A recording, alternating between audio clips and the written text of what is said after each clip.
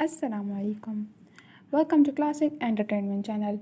उम्मीद है आप सब ठीक ठाक होंगे, खैरियत से होंगे और अपने दिन को एंजॉय कर रहे होंगे। मैं तुबा कामरान लेकर आई हूँ आपके लिए नावल जाने जाना। इसकी आप लोग 23 एपिसोड्स पढ़ चुके हैं या फिर सुन चुके हैं और अब यकीनन 24 एपिसोड को पढ़ने या सुनने के शिद्दत से मुंतज़िर होंगे। तो जनाब, एपिसोड स्टार्ट करने से पहले मेरी आपसे हमेशा की तरह बस एक ही रिक्वेस्ट है कि अगर आपने हमारे चैनल को सब्सक्राइब नहीं किया तो जल्दी से सब्सक्राइब कर दीजिए और बेल आइकन को भी प्रेस कर दीजिए ताकि यूँ ही हमारे चैनल पे आने वाली वीडियोस, नॉवेल्स आप तक सबसे पहले पहुंच सकें। तो चलिए अब स्टार्ट करते हैं नावल जाने जाना एपिसोड 24। दोनों अस्पताल के बेंच पर सर झुकाए बैठे थे। कुछ देर कबल ही वो जायशा को मीडिया की नज़रों से बचाकर हॉस्पिटल लाए थे। पीछे जुल्करनैन अपनी पूरी टीम के साथ इर्द गिर्द के इलाके में कार्रवाई कर रहा था। उठ शेर के हाथ पिछली बार की तरह इस बार भी खून से रंगे हुए थे। सफ़ीन ने चेहरा मोड़कर बेंच पर धरे उठ शेर के खून आलूद हाथ देखे। आपके हाथ गंदे हो रहे हैं, इन्हें धो लें। और शेर ने बेख्तियार हथेलियाँ देखीं। मैं इन्हें धोना नहीं चाहता सफ़ीर। इन हाथों को देखकर मुझे ये एहसास होता है कि वो मेरी वजह से इस हाल में हैं और शायद आगे भी मेरी वजह से मुश्किलों में घिरती रहेंगी कि जब तक मुजरिम पकड़ा नहीं जाता तब तक वो महफूज नहीं हैं। उसके लहजे की अजियत बिलाशुबा सफ़ीर महसूस कर सकता था। इसीलिए कहते हैं कि अपने जज्बात और एहसासात पर ज़ब्त का ऐसा बंद बांधो कि पास से गुजरती हवा को भी उनकी भिनक न लगने पाए। अपनी कमज़ोरियाँ आया ना होने दो कि लोग फ़ायदा उठाने में माहिर होते हैं। सफ़ी ने गहरे लहजे में सामने लगी तस्वीर पर नज़र जमाए कहा, बाज़ औक़ात हम बहुत मजबूर होते हैं सफ़ीर, सिर्फ इस दिल के हाथों। मैं भी मजबूर हो गया हूँ। जो राज इसने नहा थे, न मालूम कब ये कमबख्त दिल उन्हें अया करने लगा। मुझे तो खबर ही ना हुई। मेरा अपना दिल ही मुझे दगा दे गया। वो बेंच से उठकर सामने बनी छोटी सी बाउंड्री वॉल के नज़दीक आ खड़ा हुआ, जिसके पार एक छोटा सा पार्क बना हुआ था। और शेर की लहजे की बेबसी और सच्चाई पर सफ़ीर ने गहरी सांस खारिज की। थक कर उसने खुद को ढीला छोड़ते बेंच की पुष्ट से टेक लगाकर ज़रा देर को आंखें मूंद लीं। थोड़ी देर बाद पारस, सुहाब और साजिदा बेगम खुर्रम के हमरा हॉस्पिटल पहुंच गई थीं। वह आना तो नहीं चाहती थी मगर उर्शेर की हॉस्पिटल में मौजूदगी का सुनकर इनकार भी न कर सकी। उनके पीछे खुर्रम भी इत्तला मिलते ही अपनी शॉपिंग छोड़कर हॉस्पिटल पहुंच चुका था, जबकि शमाइम की कॉल्स पर कॉल्स आ रही थीं। वो शॉपिंग करने की गर्ज से निकला था और अब अच्छी खासी देर हो चुकी थी। शायद उसकी वापसी ना होने की सूरत में सरवत बेगम ने ही शमाइम से कॉल करने के लिए कहा था। कोई सीरियस मसला तो नहीं है? क्या कह रहे हैं डॉक्टर? खुर्रम ने सफ़ी के बराबर में जगह बनाते हुए धीरे से पूछा। अभी तक तो कुछ नहीं कहा। सफ़ी ने परेशानी से चेहरे पर हाथ फेरे। कदरे फासले पर लगी बेंचों पर पारस, सुहाब और साजिदा बेगम बैठी थीं। सुहाब ने उर्शे के कंधे पर हाथ रखा तो वो चौंका, मगर सुहाब को देखकर उसके तासुरात सट पड़ गए। आप मुझसे नाराज़ हैं? वो नम लहजे में खफगी से मुतअस्सिर हुई। नाराज़गी बहुत छोटा लफ्ज़ है। वो एक काटदार नज़र डालकर चुप हो गया। आई एम सॉरी भाई। दोबारा भाई मत कहना मुझे, और अब दूर हो जाओ मेरी नज़रों से। मैं मज़ीद तमाशा अफोर्ड नहीं कर सकता। सख्ती से कहते उसने सुहाब की तरफ से रुख मोड़ लिया। सफ़ी ने गहरी नज़रों से उसके रोए रोए चेहरे को देखा। दफतन डॉक्टर वार्ड से बाहर आते दिखाई दिए तो वो तेज़ी से उठकर उनके सामने आया। डॉक्टर, मेरी बहन कैसी हैं अब? पारस भी बहन से उठ गई थी। दिल गोया पसलियों में धड़कने लगा था। एक अजीब सा खौफ था जो उसके रगो पे में समा गया था। उर्शे ने बेहद परेशान नज़रों से डॉक्टर की जानिब देखा। वो उनके तासुरात से कुछ भी तो अंदाज़ा नहीं लगा पा रहा था। नाउ शी इज़ फाइन, मगर एहतियात की ज़रूरत है। सर पर खासी गहरी चोट लगी है। कोशिश कीजिएगा उन्हें टेंशन से दूर रखें। दिमाग की चोट है, सर दर्द शिद्दत इख्तियार न कर जाए कहीं। डॉक्टर ने तसल्ली देते साथ ही वार्न भी कर दिया था। पारस ने मुंह पर हाथ रखकर अल्लाह का शुक्र अदा किया था।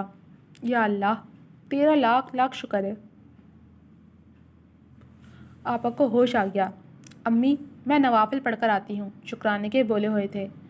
नम आंखों से मुस्कुराती हुई वो बेंच से उठी थी। अब ठीक है वो, तुझे भी घर जाना चाहिए, भाभी परेशान हो रही होंगी। उसके कंधे पर हाथ रखते खुर्रम ने कहा तो उसने धीरे से कंधे पर धरा उसका हाथ हटाया और कदम साजिदा बेगम की जानिब बढ़ा दिए। आप प्लीज़ मुझे माफ़ कर दें। एक बार फिर आपकी बेटी मेरी वजह से तकलीफ़ में है। ना मालूम कैसा नसीब पाया है कि जिस शख्स की तमन्ना करता हूँ वो शख्स मुझसे दूर हो जाता है। ان کے گھٹنوں پر سر رکھتے وہ بے بسی سے نادم لہجے میں بول رہا تھا، جبکہ سہاب نے کچھ چونک کر اس کی آخری بات سنی تھی۔ ساجدہ بیگم نے تسبیح بینچ پر رکھ کر دونوں ہاتھ اس کے سر پر بے حد شفقت سے پھیرے تھے۔ پہلے مام ڈیڈ چھوڑ کر چلے گئے، بہت پیار کرتا تھا میں ان سے۔ اس کے بعد رمیز بھائی تنہا کر گئے، وہ تو میرے بیسٹ بڈی تھے، میرے سب سے قیمتی دوست، میرے ہمراز۔ اور اب وہ کہتے کہتے دانستہ طور پر ٹھہر گیا، یا شاید روانی میں کہتے اسے یک لخت میں ہوش آیا تھا، اور سہاب وہ تو دنگ رہ گئی تھی۔ ساجدہ بیگم نے اس کے جملہ ادھورا چھوڑنے پر بہت غور سے اس کے چہرے کو دیکھا تھا۔ وہ وہاں کچھ ٹٹولنا چاہ رہی تھیں، ان کے جہاں دیدہ نظروں سے بھلا کہاں کچھ چھپ سکتا تھا۔ انہوں نے سر تھام لیا، اور شعر کا شکست خوردہ لہجہ خرم کو بھی متحیر کر گیا تھا۔ کوئی کسی کی وجہ سے تکلیف میں نہیں ہوتا بچے، وہ شخص اپنی تکلیفیں اپنے حصے میں اوپر سے لکھوا کر آتا ہے۔ تکلیفیں اور مصائب ہماری زندگی میں نئے موڑ لے کر آتی ہیں۔ ذائشہ کی زندگی بھی اب ایک نیا رخ اختیار کرنے والی ہے۔ اس سے گال پر ہاتھ رکھتے گویا انہوں نے اسے بری ذمہ قرار دیا تھا۔ میں بہت فکر مند ہوں ان کی طرف سے۔ یہ جو کچھ بھی ان کے ساتھ ہو رہا ہے اور جو کوئی بھی کر رہا ہے، وہ دوبارہ بھی کوئی انتہائی قدم اٹھانے سے پیچھے نہیں ہٹے گا۔ اور شیر نے لب بھینچ لیے۔ اللہ مالک ہے، اس نے اس مشکل میں میری بچی کو ڈالا ہے تو نکالے کبھی وہی۔ فکر نہ کرو، اب کچھ دن تک تو وہ گھر میں ہی رہے گی، یوں بھی اس حالت میں اسے میں باہر نکلنے نہیں دوں گی۔ ساجدہ بیگم نے کہا، اور اب تم بھی گھر کو جاؤ خرم بیٹا، تمہاری تو خیر سے پرسوں مہندی ہے، اور قسمت کی کرنی دیکھو، ہماری وجہ سے تمہاری خوشیاں بھی مان پڑ گئی ہیں۔ وہ تعصب سے گویا ہوئی۔ خرم نے گہری سانس خارج کی، ماحول میں عجیب سی سوگواریت چھا گئی تھی۔ روشنی حماس کے ساتھ ٹی وی لاؤنج میں بیٹھی تھی۔ ٹی وی پر مشہور زمانہ کارٹون ٹام اینڈ جیری دیکھا جا رہا تھا۔ نورز آفس سے تھوڑی دیر پہلے ہی آیا تھا۔ بھابھی کھانا لگا دیں، بہت زبردست بھوک لگ رہی ہے۔ کف کے بٹنز بند کرتا وہ نیچے اترا تھا۔ میں اٹھ شیر کا انتظار کر رہی تھی، وہ آ جاتا ہے تو پھر لگاتی ہوں، ساتھ ہی بیٹھ کر کھا لیں گے۔ روشنی نے ذرا سی گردن موڑ کر کہا۔ اس کا رخ سامنے نہیں تھا، وہ نورز کو دیکھ کر بات کر رہی تھی۔ لیجیے، آ گئے لارڈ صاحب، اس کے طنزیہ لہجے میں کہتے داخلے دروازے کی سمت اشارہ کیا۔ سہاب کی شادی کے بعد سے دونوں کے تعلقات کشیدگی اختیار کر گئے تھے، اور شیر چاہتا تو نورز کو حقیقت بتا سکتا تھا، مگر سہاب کا پردہ بھی ضروری تھا۔ وہ نہیں چاہتا تھا کہ وہ نورز کی نظروں سے بھی گر جائے۔ شکر ہے تم آ گئے ہو، فریش ہو جاؤ، میں کھانا لگاتی ہوں۔ روشنی نے صوفے سے اٹھ کر کچن کا رخ کیا۔ چاچو! حماسی خوف زدہ سے چیخ پر روشنی کے اور نورز دونوں اس کی طرف متوجہ ہوئے تھے۔ یہ آپ کے ہاتھوں کو کیا ہوا ہے؟ خون کہاں سے آیا؟ آپ کو چوٹ لگی ہے کیا؟ مما، چاچو کو چوٹ لگ گئی ہے۔ اور شیر کے ہاتھوں پہ لگا خون بے شک جم چکا تھا، مگر اس کا سرخ رنگ تازگی کا تاثر دے رہا تھا۔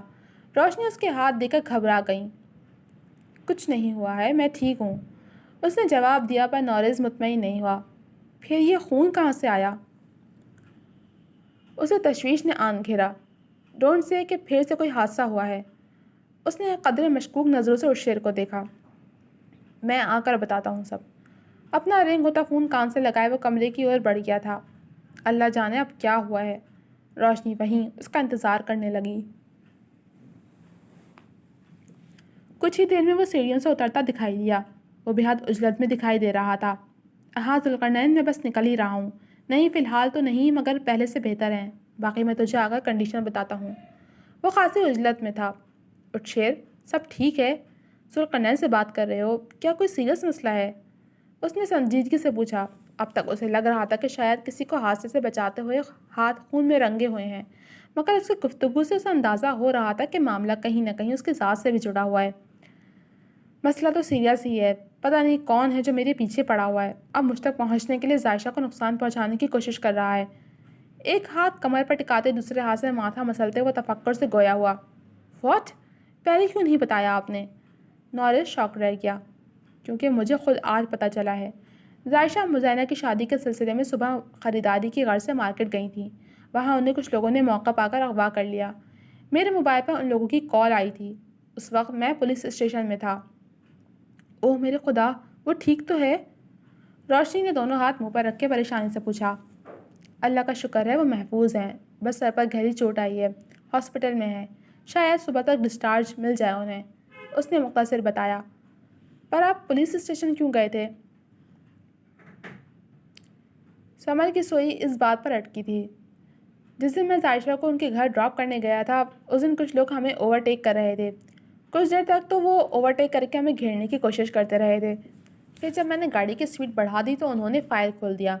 عائشہ یہ سب دیکھ کر گھبرا گئی تھیں۔ گھبرا تو میں بھی گیا تھا مگر جلدی تاثرات پر بند باندھ گیا۔ مطلب اس رات عائشہ کو ان لوگوں کا نشانہ بنی تھی۔ روشنی کو شدید صدمہ ہوا، وہ ششدر رہ گئیں۔ نہیں، دراصل کچھ گاڑی ڈس بیلنس ہو گئی تھی۔ کچھ ان کی چیخوں سے میرے ہاتھ پیر پھول گئے تھے۔ اسٹیئرنگ پر گرفت نہیں رہی تھی میری۔ بس اسی نتیجے میں گاڑی اسٹریٹ پر لگے درخت سے جا ٹکرائی۔ اس نے گہری سانس خارج کی۔ اتنا سب کچھ ہو گیا اور آپ نے مجھے بتایا نہیں۔ ہمارے آپس کے تعلقات چاہے جیسے بھی ہوں ہیں تو ہم بھائی۔ آپ نے مجھے اس قابل بھی نہیں سمجھا کہ اپنی پریشانی مجھے بتاتے۔ وہ دل گرفتگی سے کہہ رہا تھا۔ میں تمہیں پریشان نہیں کرنا چاہتا تھا۔ وہ مسکرا کر نورے سے کندھا تھپتھپانے لگا۔ اچھا میں نکلتا ہوں، ذوالقرنین کی مسلسل کالز آ رہی ہیں، میں بھی چل رہا ہوں۔ موبائل اٹھا تھا وہ بھی اس کے ساتھ ہی پولیس اسٹیشن پہنچا تھا۔ کچھ پتہ چلا؟ وہ کرسی گھسیٹ کر بیٹھا، اس کے ساتھ نوریز بھی بیٹھ چکا تھا۔ نہیں فی الحال تو نہیں، مگر تو فکر مت کر، بہت جلد اس کی گردن میرے شکنجے میں ہوگی۔ اب ہمیں اس کی دوسری چال کا انتظار ہے۔ اس بار تو ہمیں خبر نہیں تھی مگر اگلی بار کے لیے اس نے خود ہی ہمیں چوکنا کر دیا ہے۔